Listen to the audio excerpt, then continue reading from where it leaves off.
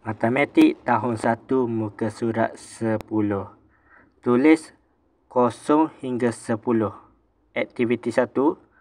Tulis nombor dalam angka dan perkataan. Jadi macam mana kita nak tulis macam ni?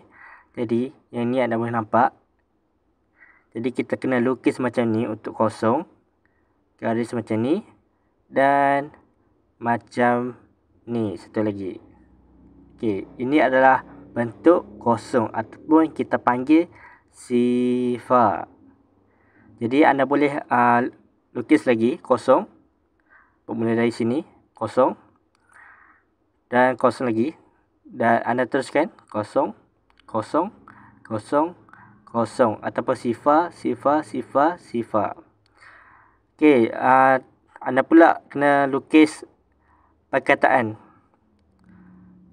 ataupun kena buat perkataan SIFAR. Anda kena ikut macam ni. SIFAR.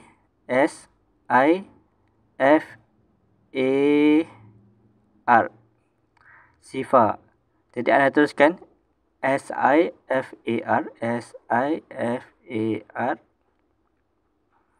Dan anda teruskan lagi SIFAR. Okey, untuk seterusnya adalah isi tempat kosong semuanya dengan kosong ataupun sifar. Jadi anda kena buat macam ni, 0 0 0 sifar sifar sifar sifar sifar sifar sifar sifar sifar sifar, semuanya sifar. Okey, dah siap kita isi dengan sifar ataupun kita panggil 0.